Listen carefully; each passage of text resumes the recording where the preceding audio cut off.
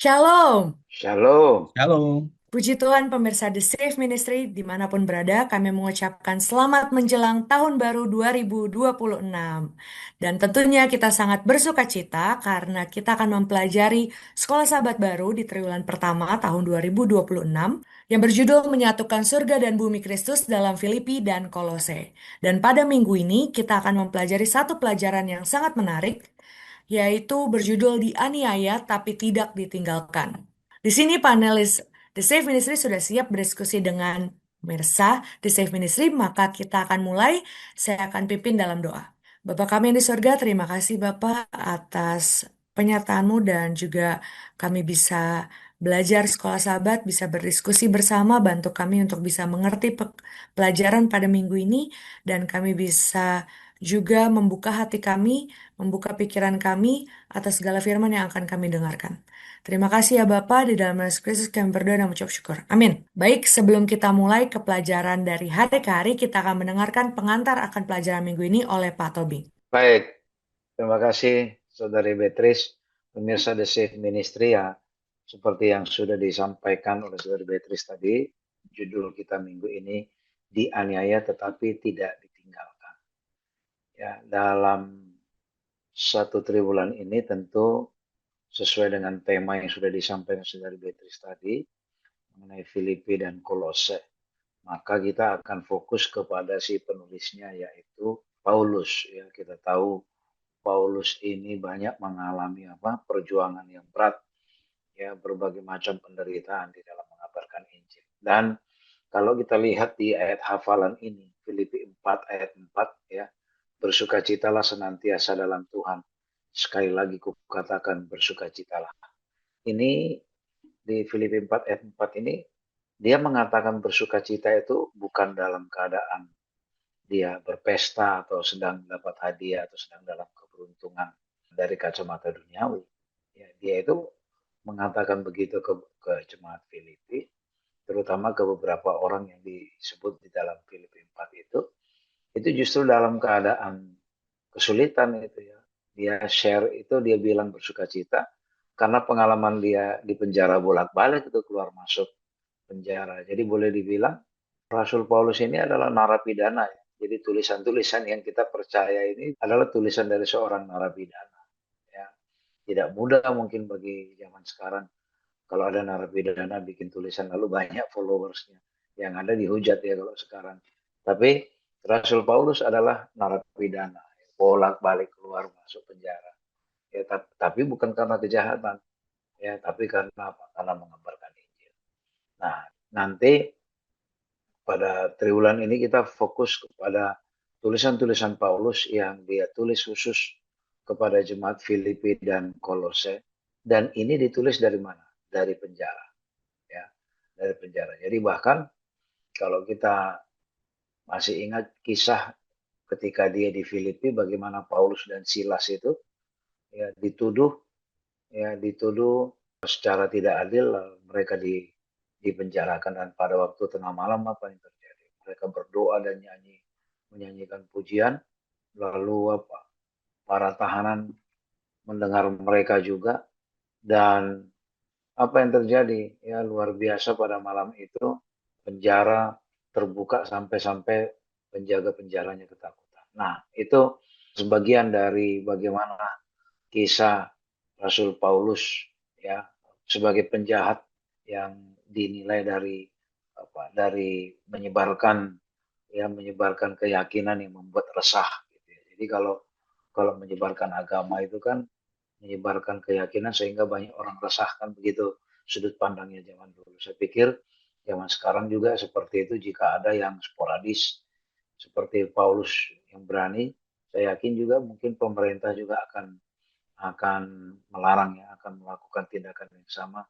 ketika Paulus dulu di penjara. Jadi dalam satu minggu ini kita melihat bagaimana ya penganiayaan yang dialami Paulus, tapi dia tidak ditinggalkan. Namun seperti apa itu kita akan lihat nanti di pelajaran-pelajaran berikutnya. Demikian Saudara Beatrice dan pemirsa Ministry. Baik, Pak Tobing. Sebagai pelajaran pertama kita akan mempelajari mengenai Paulus, tentu saja, bagaimana dia terpenjara karena Yesus Kristus. bagaimana dia masih menjadi seorang misionaris bahkan saat dia di penjara. Kita akan mendengarkan ulasannya lebih lengkap lagi oleh Pak Tobing. Baik, pemirsa The Safe Ministry, ya Filipi dan Kolose itu disebut apa? Sebagai surat-surat dari penjara. Kalau kita baca salah satu di Efesus 3 ya, Efesus 3 ayat 1. Kita coba lihat bagaimana Paulus sebagai orang tahanan ya. Itulah sebabnya aku ini Paulus orang yang dipenjarakan karena Kristus Yesus untuk kamu orang-orang yang tidak mengenal Allah. Jadi kita lihat bagaimana Paulus itu menulis banyak surat ya, termasuk Efesus ya, surat kepada jemaat Efesus, lalu surat kepada Filemon itu ditulis ketika Paulus di penjara dan ditafsir oleh beberapa pendapat bahwa saat itu Paulus menulisnya itu di Roma. Ya, kenapa disebut di Roma? Karena memang pada era itu yang megang kendali adalah kekuasaan Roma sekitar tahun 60 sampai 62 setelah Masehi.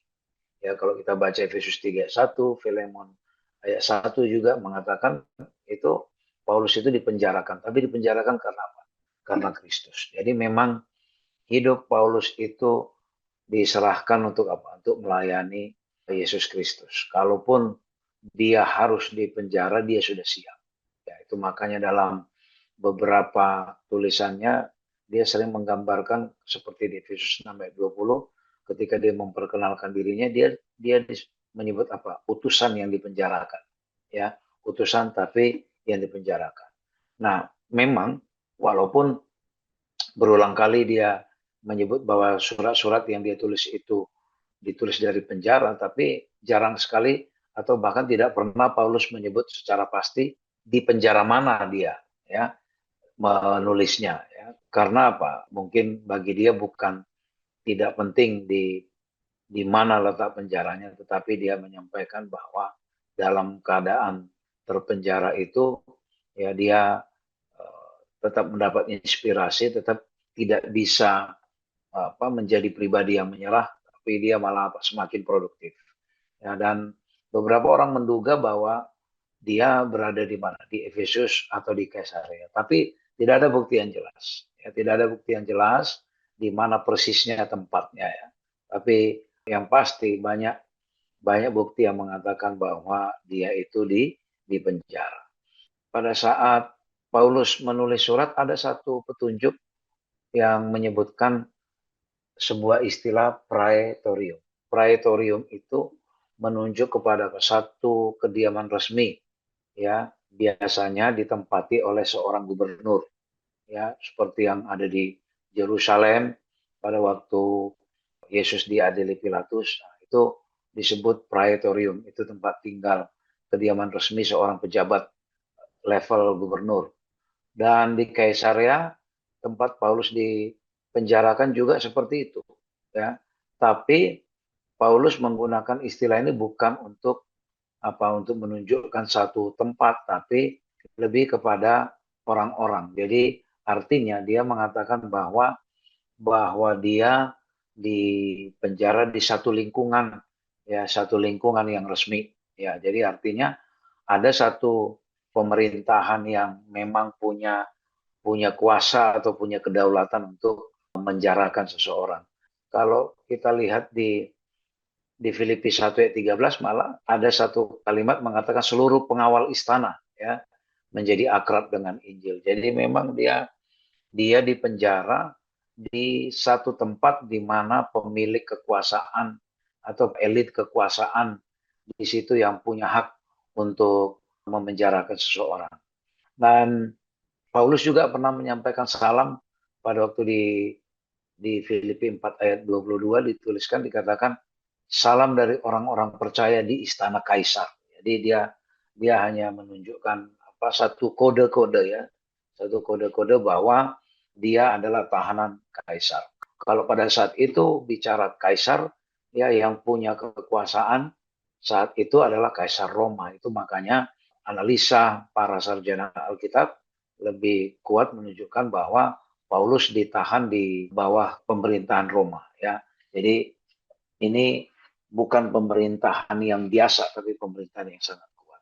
Nah, apa yang disampaikan di pelajaran hari ini adalah bahwa ada satu hikmah yang luar biasa bahwa walaupun Paulus dalam keadaan sulit, ya di situasi sulit di penjara, tapi apa?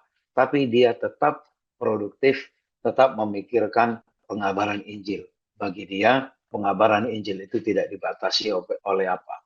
Oleh tempat, tapi dari manapun dia bisa melakukan selama dia memiliki kecintaan kepada Injil itu. Itu makanya walaupun Paulus terpenjara, tapi dia berani mengklaim bahwa dia dipenjara oleh karena apa? Oleh karena Yesus Kristus.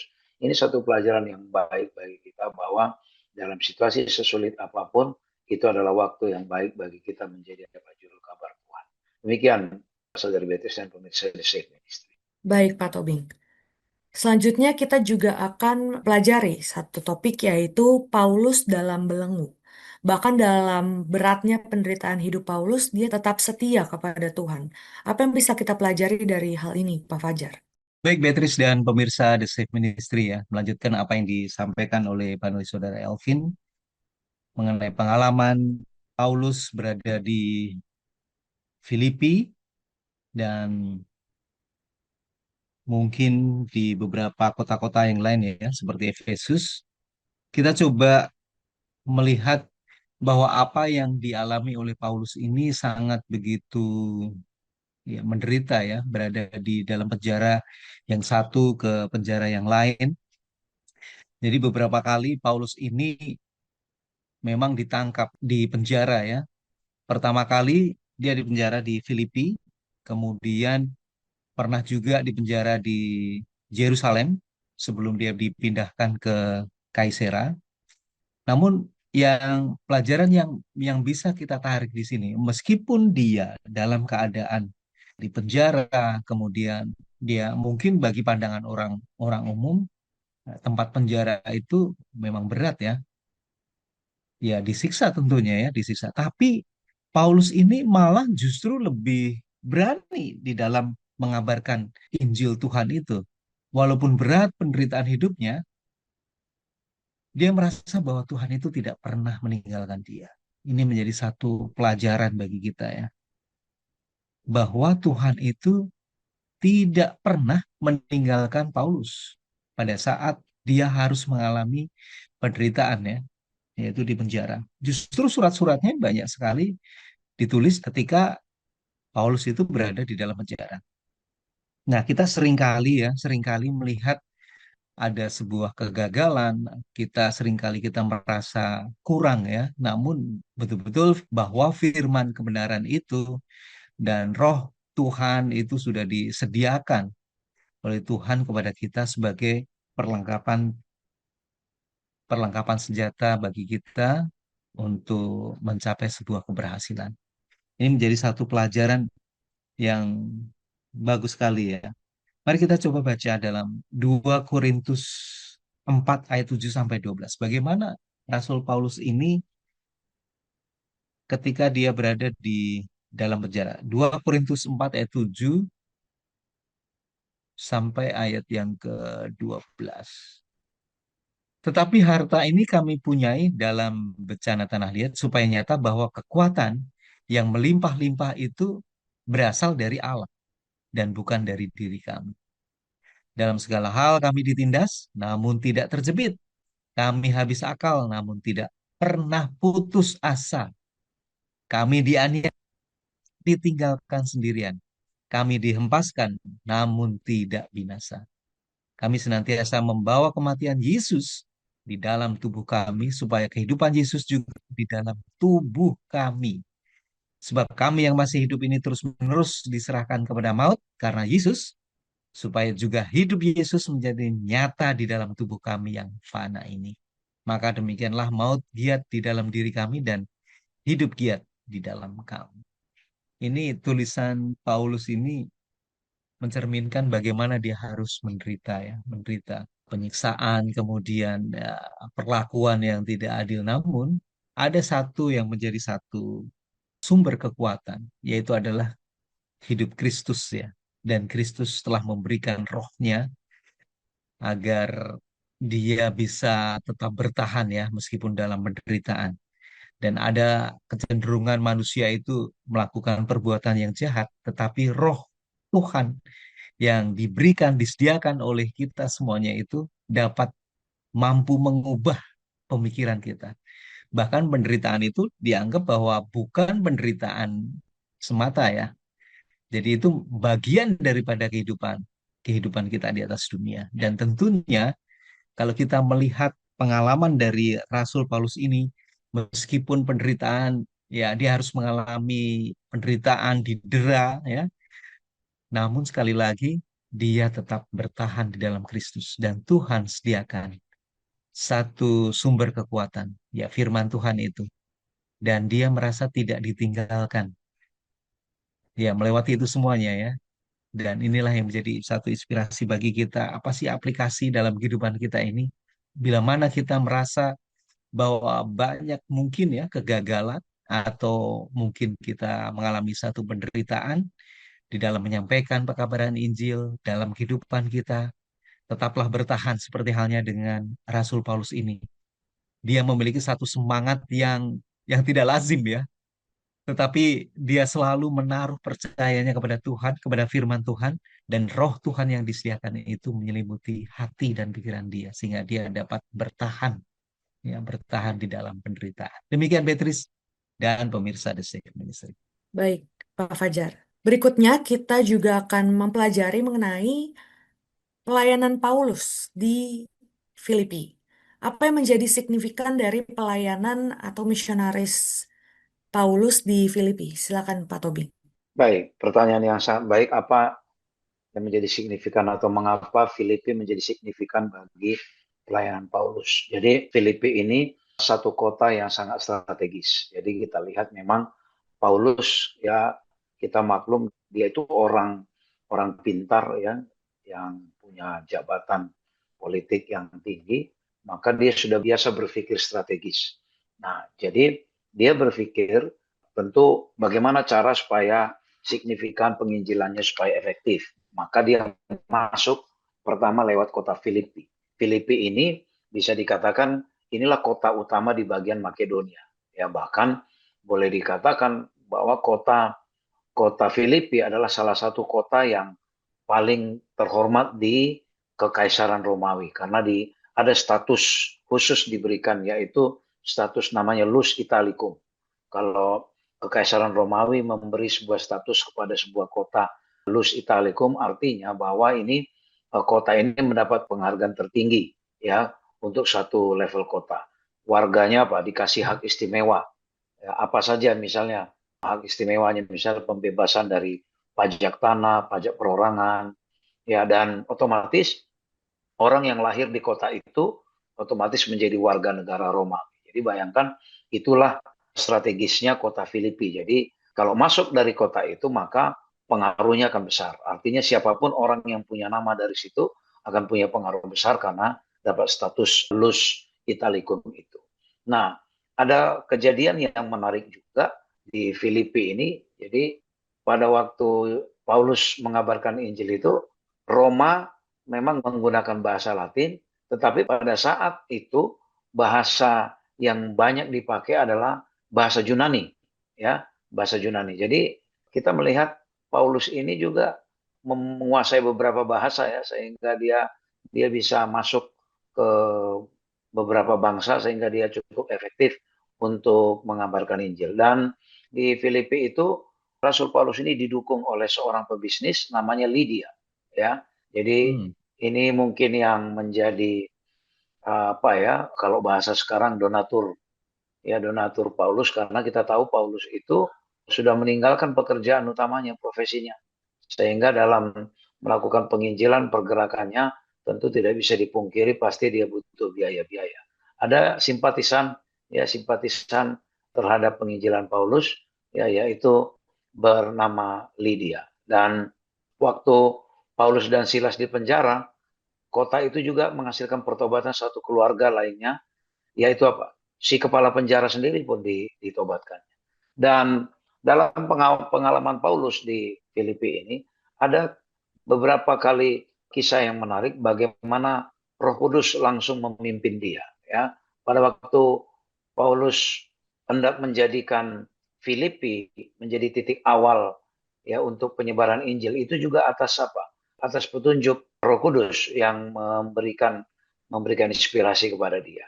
Jadi ini luar biasanya ya, ini luar biasanya bagaimana Paulus menyerahkan dirinya di dalam penginjilan ini sehingga Roh Kudus benar-benar memimpin dia bahkan memberikan petunjuk. Bahkan kalau kita coba kembali di satu kisah ketika dia melakukan perjalanan misionarisnya, ada langsung ya ditulis di dalam kisah 16 ayat 6 itu bahkan ditulis langsung disebut bahwa Roh Kudus melarang ya. Kalau kita baca kisah 16 ayat 6, mereka melintasi tanah Frigia dan tanah Galatia karena Roh Kudus mencegah mereka untuk memberitakan Injil di Asia. Jadi jelas disebut di sini Roh Kudus ya mencegah. Lalu ayat 9, pada malam harinya tampaklah oleh Paulus satu penglihatan.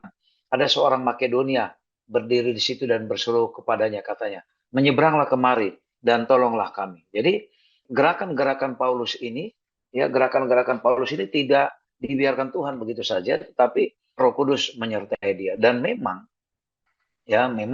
bagaimana penderitaan-penderitaan yang dialami oleh Paulus ini memang sudah dinubuatkan. Kalau kita baca kisah 9 ayat 16, coba kita baca kisah 9 ayat 16 bagaimana pada waktu Allah menangkap Saulus saat itu namanya masih Saulus, Allah menggunakan seseorang murid Yesus yang bernama Ananias ya. Lalu Allah menyuruh kepada Ananias supaya pergi ya menemui Saulus, dan di ayat 16 dikatakan begini, aku sendiri akan menunjukkan kepadanya. Aku sendiri yaitu Allah yang sendiri akan menunjukkan kepadanya. Kalimat ini ditujukan Allah kepada Ananias. Apa Allah bilang melalui Ananias? Aku sendiri akan menunjukkan kepadanya betapa banyak penderitaan yang harus ia tanggung oleh karena namaku. Memang ya bagaimana militannya Saulus saat itu membasmi orang-orang Kristen karena dia sebagai orang Yahudi tulen, dia tidak suka dengan orang-orang Kristen pada saat itu. Maka dia basmi orang-orang Kristen, dia bunuh semua. Maka ditangkap Tuhanlah dia. Dan ketika ditangkap Tuhan, melalui Ananias Allah menyampaikan, aku akan menggunakan dia. Dan memang Allah bilang bahwa dia nanti akan menanggung banyak penderitaan. Jadi pemirsa The Safe Ministry, ya ini memang sudah menjadi bagian yang dialami oleh Paulus di dalam mengabarkan Injil. Dan tapi kita lihat ya sama seperti judul kita pada minggu ini, walaupun dia dianiaya, dia menderita di penjara, tapi apa? Tapi dia tidak ditinggalkan. Ini satu pengalaman spiritual yang boleh menginspirasi kita bahwa ketika kita militan menyampaikan pekabaran Tuhan, kalaupun kita menghadapi berbagai kesulitan, Allah tidak akan pernah tinggalkan. Sama seperti Allah tidak tinggalkan Paulus. Demikian pemirsa The Same Ministry dan Saudara Beatrice. Baik, Pak Tobing. Setelah dari Filipi, kita juga akan mengetahui bagaimana pekabaran itu meluas, bagaimana pekabaran Paulus di Kolose. Kita akan dengarkan penjelasannya dari Pak Fajar. Ya, Beatrice dan pemirsa The Safe Ministry ya, semakin menarik ya. Bagaimana kita bisa mendengarkan apa yang di pekabaran ya, yang disampaikan Paulus di awal mula pekabaran Injil ya, ke Asia Kecil, kemudian ke beberapa tempat. Ini menunjukkan bahwa gerakan pekabaran Injil yang pertama itu sangat meluas dengan cepat ya, khususnya bagi orang-orang Yahudi ya. Nah, kita sekarang belajar bagaimana Paulus menyampaikan pekabaran ini di Kolose. Memang sih Alkitab tidak mencatat secara pasti bahwa Paulus itu pernah pernah pergi ke Kolose. Namun menurut catatan dari Epafras ya, Epafras ini salah satu rekan sekerja dari Paulus yang membawa Injil itu ke Kolose.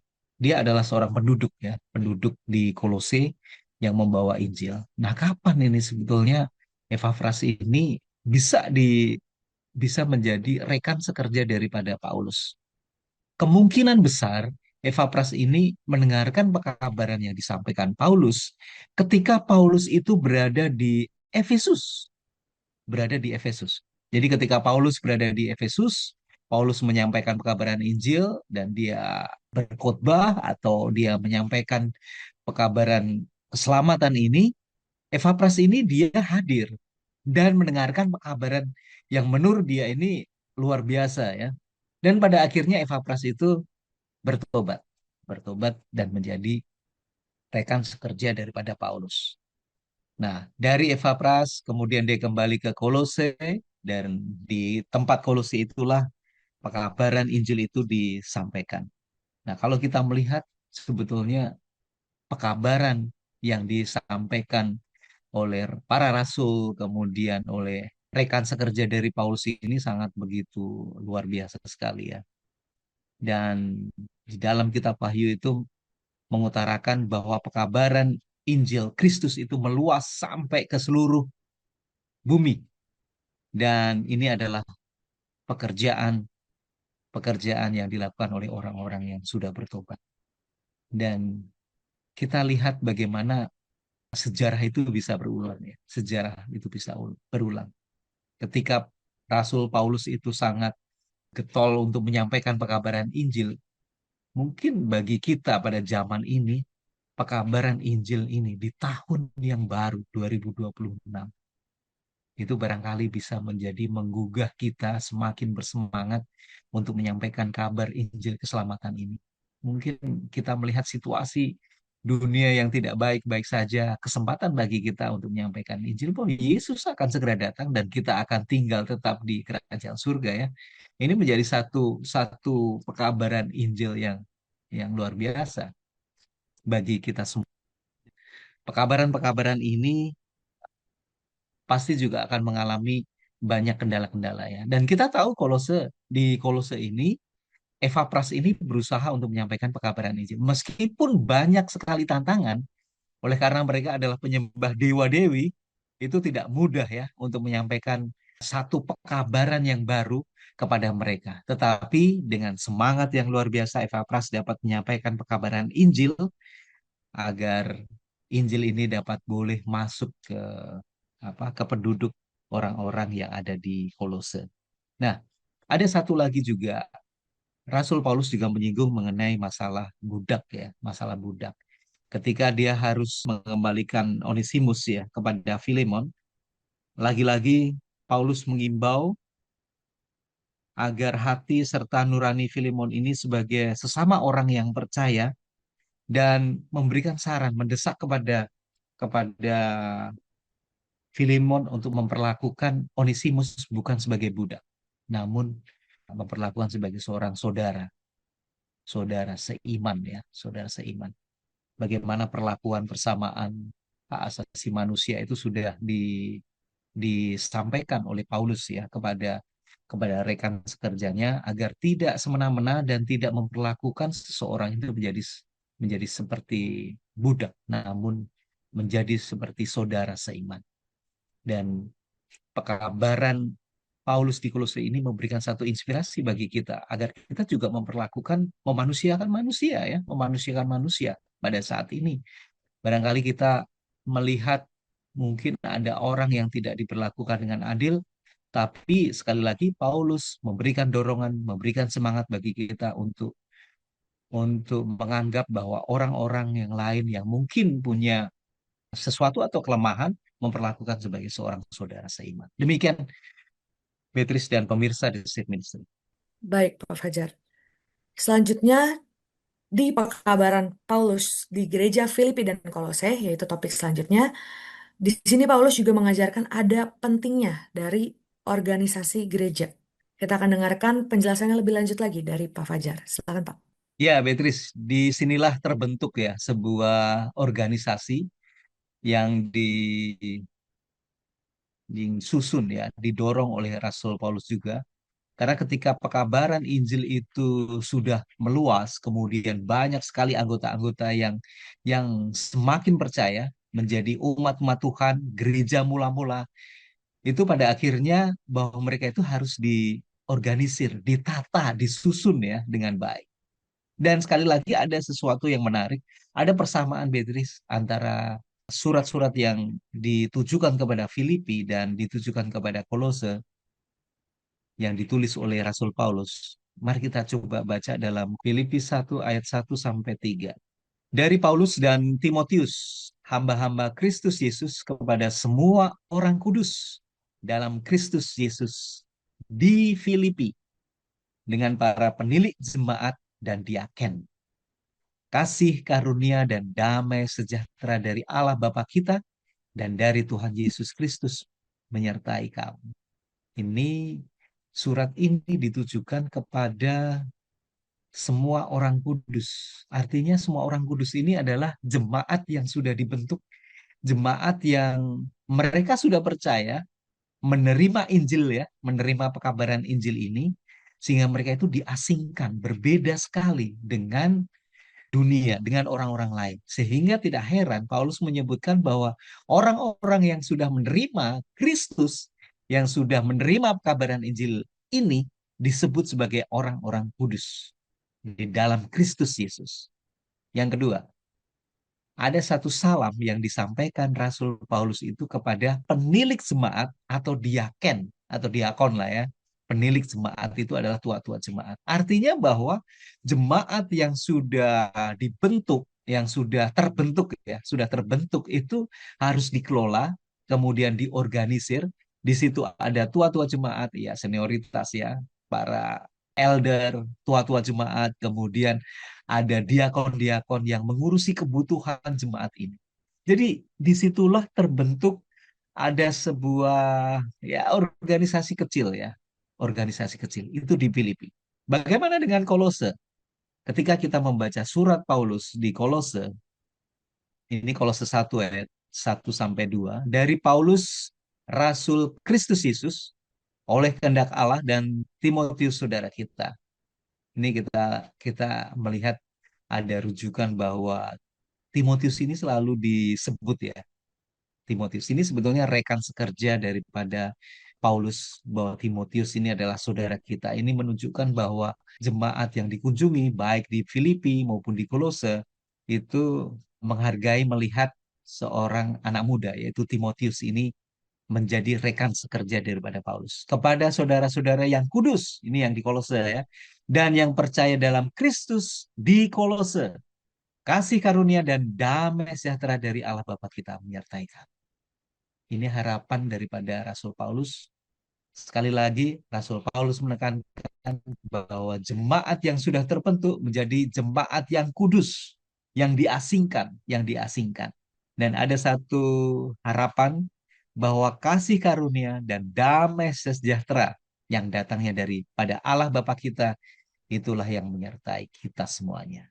Ini adalah satu salam yang hangat ya dari Rasul Paulus. Kita paham betul Paulus karena dia berada di penjara sehingga secara fisik barangkali terbatas tidak bisa mengunjungi mereka kembali ya apalagi di Kolose kemudian di Filipi namun surat-surat inilah yang menjadi satu alat bagi Rasul Paulus untuk menjangkau mereka agar mereka tetap berada di dalam kasih karunia Tuhan. Mereka bisa melewati semua penderitaan ya. Paulus juga menyatakan bahwa dia berada di penjara ini tidak mudah bagi dia ya. Namun sekali lagi hanya Yesus Kristus ya. Jadi kalau kita lihat ada kesamaan bagaimana Rasul Paulus ini memberikan dorongan kepada gereja di Filipi maupun di bahwa mereka itu menjadi satu jemaat yang mesti harus di diorganisir, kemudian ditata dengan baik, ada penilik ya, ada penilik, kemudian ada diakon-diakon. Inilah yang menjadi satu inspirasi bagi gereja Advent di tahun 1800-an bahwa metode yang diberikan oleh Paulus itu sebetulnya masih masih layak ya, masih masih bisa diadopsi ya. Dan ini tentunya memberikan bagi kita bahwa pentingnya sebuah organisasi itu dibentuk ya, ditata dengan baik.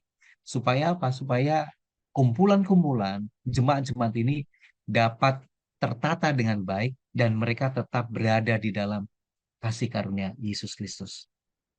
Paulus juga melatih rekan sekerja ya, seperti halnya dengan anak muda Timotius dan Epapras, serta menyediakan kepemimpinan bagi gereja-gereja lokal. Dan ini menjadi satu prioritas bagi Rasul Paulus ya, untuk memperkuat usaha penginjilan kepada mereka. Dan pelajaran yang bagus yang bisa kita ambil dari sini ya, bagaimana kita juga bisa mengelola gereja yang kecil, tapi memiliki satu dorongan untuk menyampaikan pekabaran Injil ke mungkin di lingkungan sekitar, ke saudara-saudara daripada anggota jemaat, sehingga betul-betul bahwa gereja ini akan semakin bertumbuh di dalam Kristus. Demikian, Beatrice dan pemirsa The Safe Ministry. Baik, terima kasih Pak Fajar. Tidak terasa kita sudah sampai di ujung diskusi kita. Kita akan mendengarkan kesimpulan oleh Pak Tobi. Pemirsa The Safe Ministry, pengalaman rohani dalam penginjilan yang dilakukan oleh Paulus memberikan banyak pelajaran kepada kita, bahwa sesungguhnya sama seperti Allah telah memilih Paulus untuk diselamatkan melalui pengudusan Roh Kudus, kita juga seperti itu. Oleh karena itu, kita diminta agar kita berdiri teguh. Ketika kita melayani Allah, marilah kita layani dengan setia, dan sudah pasti ketika kita melayani Allah, kita akan menghadapi berbagai prasangka dan perlawanan. Tapi janganlah khawatir, jangan menjadi terpancing emosi kita ketika kita diperlakukan tidak adil, sama seperti Paulus diperlakukan sangat tidak adil. Dan jangan pernah merencanakan balas dendam sedikit pun kepada orang-orang yang menghalangi kita.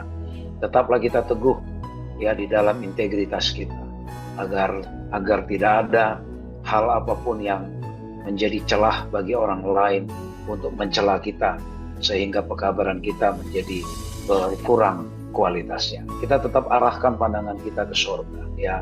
Biarkan orang lain mau berkomentar apapun sesuai dengan pemikiran mereka, dan biarkan mereka menjalani jalannya masing-masing.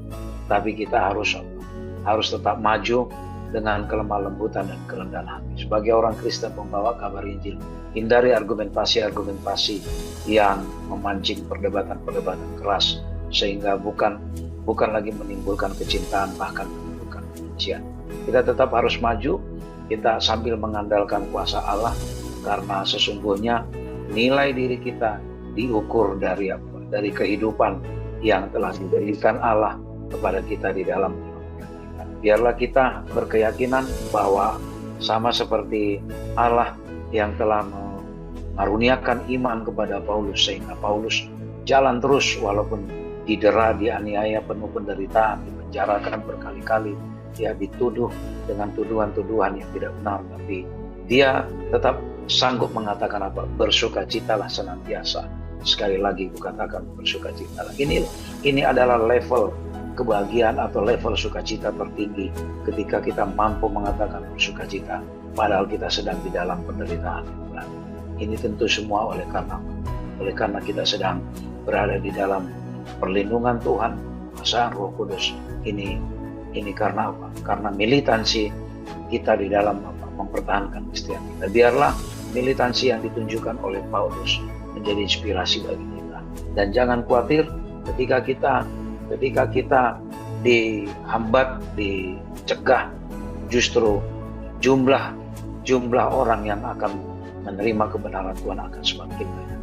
Dan biarlah kiranya inspirasi dari Paulus, biarpun dia dianiaya, dia tidak diintimidasi. Biarlah ini memberikan kekuatan kepada kita di dalam kehidupan. Tuhan. Terima kasih kepada para panelis dan terima kasih pemirsa The Safe Ministry dimanapun berada. Kita berharap pemirsa The Safe Ministry mendapatkan inspirasi baru atas surat-surat dari Rasul Paulus, bagaimana kita bisa menjadi pelayan Tuhan yang selalu setia di situasi apapun. Kita akan tutup dalam doa yang dipimpin oleh Pak Fajar. Baik, kita satu dalam doa. Kembali kami datang menghadap kehadirat Tuhan.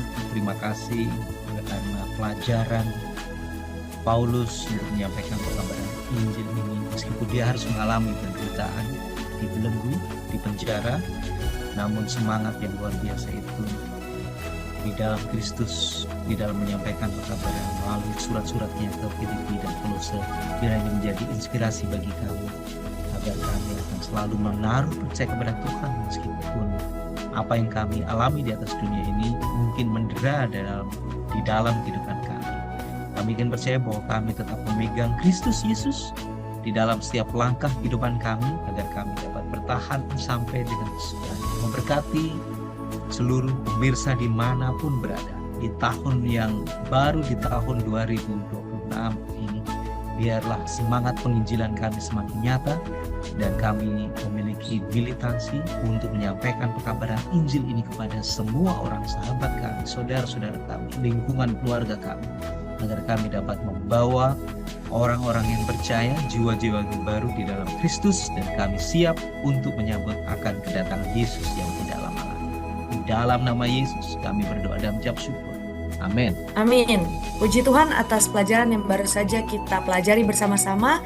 Kami juga mengingatkan kepada pemirsa The Safe Ministry, jangan lupa untuk tinggalkan pesan di kolom komentar, suka dengan video kami, dan juga langganan di channel The Safe Ministry. Sampai bertemu di pelajaran berikutnya. Tuhan Yesus memberkati kita semua. Shalom. Shalom. Shalom. Tuhan Tuhan memberkati memberkati. dan selamat tahun baru.